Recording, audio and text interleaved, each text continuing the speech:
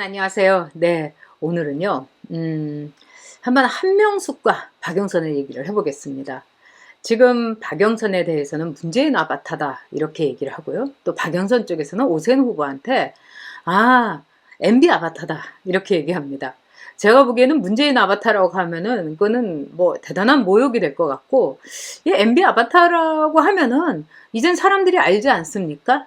MB가 4대강을 만들어서 홍수도 안 나고, 또 MB가 지금 억울하게 옥살이 하고 있는 것 다 알고 있는 거잖아요. 그래서 MB 아바타라고 하면은 서울시장으로서 이명박만한 사람 있느냐, 이렇게 오세훈 후보가 치고 나가면 될 것 같습니다. 내곡동 그거 주구장창 박영선이 까라고 하세요. 왜냐하면은 결국은 그러면 오세훈의 홈그라운드에서 와가지고요, 계속 그냥 뭐 잦은 펀치 넣다가 이제 나가 떨어질 겁니다, 여러분.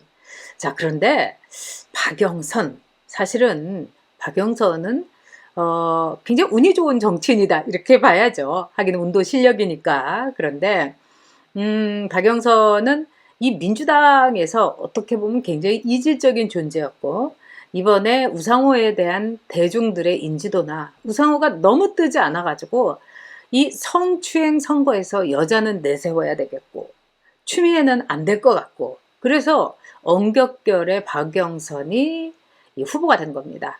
그러니까 박영선도 이 도쿄의 집 중소기업청 장관 할 때도 안 팔고 있다가 지금 자기가 후보가 되니까 2월 달에 부랴부랴 팔아가지고 뭐 6월 말에야 잔금이 처리된다고 그러면서 발표는 먼저 다 판 것처럼 얘기를 했었죠. 그만큼 여러 가지로 준비가 되지 않은, 어떻게 보면은 궁지에 몰린 쥐처럼 지금 발악하고 있는 것이 박영선 후보 캠프다 이렇게 볼 수 있습니다. 근데 어떤 분이 그러셨어요. 박영선을 보니까 한명숙을 느낄 수가 있다. 박영선에게서 한명숙이 보인다. 네, 제가 이 말을 듣고 무릎을 탁 쳤습니다. 자, 한명숙은 어떤 정치인입니까? 운동권의 데모죠. 그리고 옥살이도 했고, 남편 박성준은 정말 운동권에서는 뭐 이석기의 그 형님, 맏형님 되는 아주 골수 좌파입니다. 한명숙하고 박성준이는 서로 부부가 되고 다 국가보안법으로 들어가고, 하여튼 그쪽에서는 끝내주는 사람들입니다. 한명숙은 또 이 얼굴이 좋아가지고 분위기 하나로 아주 선하고 아주 깨끗한 그런 이미지로 국무총리까지 했죠. 근데 능력은 진짜 꽝인 여자입니다. 총리가 했을 때 다른 사람이 이렇게 큐시트를 써줘야지 질문도 하고 그랬는데, 그 중에 이제 나온 사람이 예정된 질문을 안 하게 되면 계속 이렇게 큐시트 같은 보고자료 옮기면서 아니 그 질문이 왜 안 나오지, 이럴 정도의 여자였습니다. 그렇지만은 이 한명숙은 뭐 제대로 학교 나왔고요, 박영선처럼 상명여대 체육과에 대구로 들어갔다가 그 다음에 어떻게 체육학과에서 지리학과로 편입이 됩니까? 이상한 학력, 이상한 이 뭐 배경 이런 거는 없었던 거죠. 그런데 그 한명숙, 솔직히 말해서 얼마나 개망신 당했습니까? 이번에 박범계가요, 한명숙의 이 억울함을 풀겠다, 한명숙은 뇌물을 먹은 게 아니다 이러면서 제소자 김씨가, 한만호가 살아생전 얘기했는데 이 증언을 강요받았다, 뭐 이런 이 범죄자 얘기를 듣고 다시 한번 뒤집어 엎으려다가 그대로 한명숙이는 말하자면 이건 다시 거론할 건수가 안 된다 이렇게 해서 이제 끝났습니다. 자, 여러분 이제 보시는 것처럼 한명숙에 대해서는 아주 결정적으로 떠오르는 장면이 있으실 거예요. 한명숙이 뇌물 9억 원을 받아가지고 구속됩니다. 감옥에 들어갈 텐데 온갖 것들이 이렇게 다 모여가지고 한명숙한테 이 성경책을 딱 끼고 그런 다음에 백합을 줬어요. 순수하고 고결하다. 그리고 한명숙이는 강금실이랑 뭐 이런 여자들하고 같이 재판을 받으러 다닐 때도 이 성경책을 들고 다녔어요. 한명숙은 절대로 그럴 사람이 아니다, 뭐 자기네들끼리 이렇게 얘기를 하고 찍고 까불었던 거죠. 근데 재판 결과 어땠습니까, 여러분? 한명숙은요 골프채도 받았고요. 뭐 자기 동생 그 전세금도요 이 계좌로 한만호가 준 이 수표로 1억 원을 넣었다가 그걸로 그냥 딸깍 걸린 거예요. 그뿐만 아니에요. 9억 원을 받았는데 이 한만호한테 3억 원, 3억 원, 3억 원씩 이제 이 요청을 했다가 9억 원을 받아 챙겼는데 나중에 한만호가 2억 원은 또 돌려달라고 해갖고 또 2억 원은 돌려주고, 이 모든 과정이 너무나 완벽했기 때문에 이 좌파 대법관들이 꽤 있는 대법원에서도 전원일치로 한명숙이 유죄를 선언했습니다. 판결했습니다. 그래서 한명숙이는요 2년 반 동안 옥고를 치렀어요.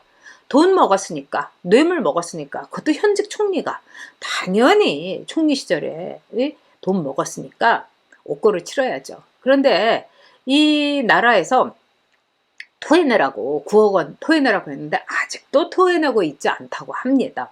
참 뻔뻔하죠. 근데 한명숙하고 이 박영선하고 굉장히 도플갱어. 한명숙한테서 박영선이 보인다. 와, 이 얘기 진짜 얘기 되는 것 같습니다. 박영선은 그동안 삼성의 말하자면 재벌로서의 문제점에서 삼성 공격수였어요. 그래서 그런 줄만 알았고, 뭐 용감하게 한다 이렇게 생각하는 사람도 많았죠. 그러나 어땠습니까? 이종배 의원이 말한 거에 따르면은요, 박영선은요 삼성 공격을 앞에서 막 하고 박영선 남편은 뒤에서 삼성에 관련된 사건을 수임을 무려 13건이나 했다는 겁니다. 그래서 이종배, 김용남, 이 지금은 둘 다 변호사인데 이분들이 쫙 리스트를 이야기를 했어요. 네. 그러니까 어떻게 보면 겉다르고 속다른 이 한명숙에 비하면 박영선이 더 차원이 저질이긴 하지만 그 수법은 아주 이 날고기는 수법을 썼다 이렇게 볼 수 있는 거죠. 박영선은 이런 말을 했어요. 자기가 원래 반정부적이고 막 이래서 학생운동 하고 싶었는데 부친께서 너무 완고해 갖고 학생운동을 못했다 이러면서 앞으로 그 빚을 갚겠다 이런 말을 했습니다. 박영선의 뭐 중고등학교 시절 다 아는 사람은 다 알고 있겠지만 이 사회 문제라든가 또는 뭐 정권 문제라든가 뭐 민주화 이런데 요만큼도 관심도 없었어요, 박영선은. 그리고 제가 같이 기자하면서도 봤는데 이 전두환 대통령 이순자 여사 리포트는요 막 도맡아서 했고요. 정동영이 이낙연이 다 전두환 대통령 막 추앙하던 것들이에요.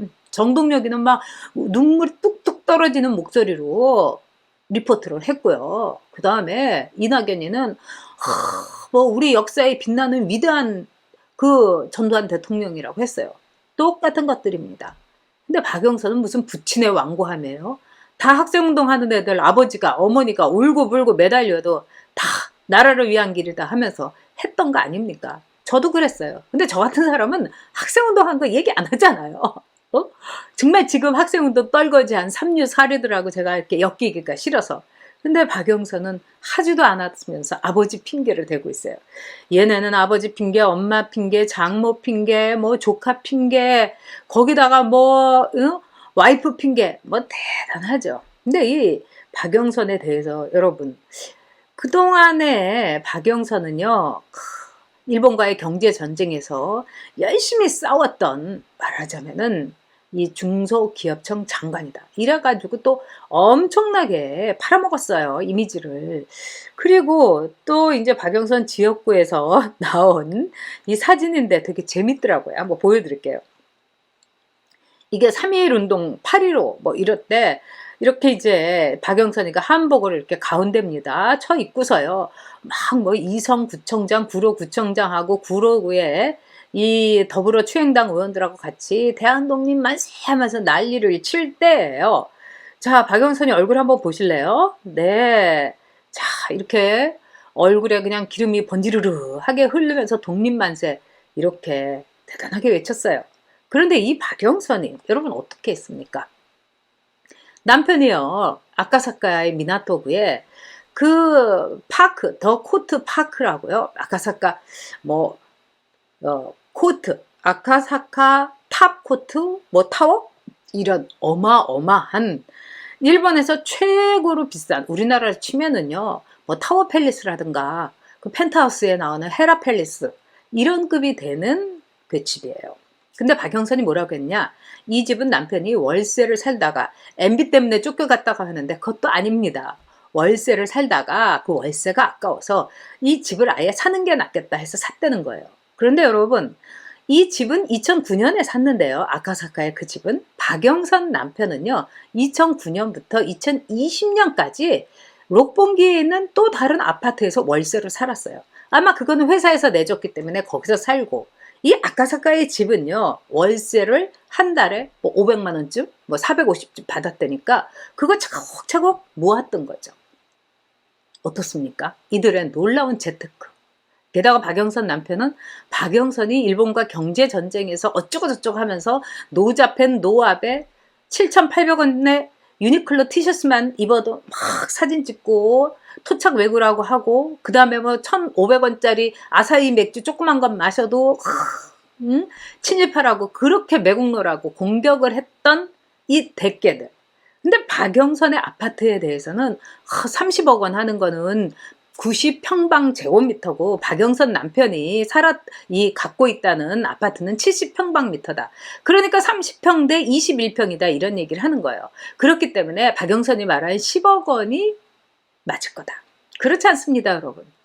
지금요, 다 양보해서 이 아파트 가격은요, 30억 원이 되고 있어요. 그리고 21평이나 30평이나 그렇게 큰 차이 나지 않습니다. 그렇다 하더라도, 다 대깨들이 얘기하는 거 좋다 하더라도요. 왜 이렇게 대깨들은 팔이 안으로만 완전히 이렇게 굽는 겁니까? 언제는 맥주도 안 된다. 응? 유니클로도 안 된다. 다이소도 안 된다. 1,000원짜리 다이소도 안 된다. 이러더니 박영선이가 30억 원, 20억 원 가진 그 아파트는 괜찮다고 하는 거예요. 거기다가 박영선 남편은 박영선이 중소기업청 장관을 할 때 일본의 일본 항공 주식을 사가지고요. 이게 뭐 5배나 뛰었다고 그럽니다. 거기다가 그 와중에도 센트리온 주식을 산 거예요. 응? 센트리온은 중소기업 아니죠. 이건 웃긴다 하더라도 결국은 그 와중에 자기들은 잘 먹고 잘 살고, 아들은 미국 국적 가지고 그 다음에 그 연희동에 있는 미국인 학교 들어가게 하고, 그 다음에 자기가 지역구는 구로이면서도 연희동에 무려 건평 100평짜리 집에서 살았어요. 그래서 재산이 56억 원입니다. 박영선이가 국회의원을 맨 처음 시작할 때 10억 600만 원이었어요. 와, 어떻게 하면은 10몇 년 만에 재산이 10억에서 56억으로 늘어납니까? 여러분, 이게 바로 토착 외구를 응징하겠다면서 실제로는 친일을 하고 일본에서 아파트를 사고 또 미국을 그렇게 반미를 한다면서 애들은 미국에다가 피아노 유학시키고 미국에서 정말 1,500만 원짜리 명품 팔찌 끼고 다니는 림종석이 딸하고 똑같은 겁니다. 한명숙도 마찬가지예요, 여러분. 그렇게 깨끗하고 고고한 척하더니 9억 싹 뇌물로 챙겨 먹고 아들도 외국 유학 시켰어요. 이게 바로 한명숙과 그리고 박영선과 린종석과 윤미향과 문재인과 이 모든 좌파들의 여러분 특징입니다. 정말 제가 이렇게 보니까 한명숙에게서 박영선에게서 한명숙의 모습이 보이고 한명숙에게서 박영선의 모습이 보입니다. 내로남불의 극치. 사악하고 위험하고 거짓말하고 돈 먹고 남 등치고, 이것이 바로 좌파들의 행태입니다. 이번 서울시장 여러분, 우리 우파가 똘똘 뭉쳐갖고 저들에게 뜨거운 맛을 보여줍시다. 오로지 뜨거운 맛은 여러분, 우리들의 압도적인 승리, 오세훈 후보를 압도적인 표차로 당선시켜서 정말 저 좌파들을 끽소리 못하게 하고 대권 반드시 우리가 먹어야 됩니다. 자, 그리고 여러분들께서요, 전유옥 TV 위해서 멤버십 후원 부탁드립니다. 대깨들이 그동안에 너무나 많이 괴롭혔는데 요즘 더합니다. 그래서 전유옥 TV의 운영을 위해서 여러분의 작은 손길, 작은 참여 부탁드리도록 하겠습니다. 전유옥 TV 멤버십 후원, 이 밑에 보면은요, 멤버십이라고 이렇게 있습니다. 그거 꾹 눌러주시면 되고 다음에 한번 더 자세히 말씀드리도록 하겠습니다. 여러분 우리 힘내고요. 우리 앞날에 저는요 이제 빛이 있다. 그리고 대한민국 우리가 지킬 수 있다. 이렇게 저는 믿습니다. 여러분 내일 오전 11시에 또 뵐게요. 늘 전유옥TV 오전 11시에 여러분과 함께합니다. 여러분 고맙습니다.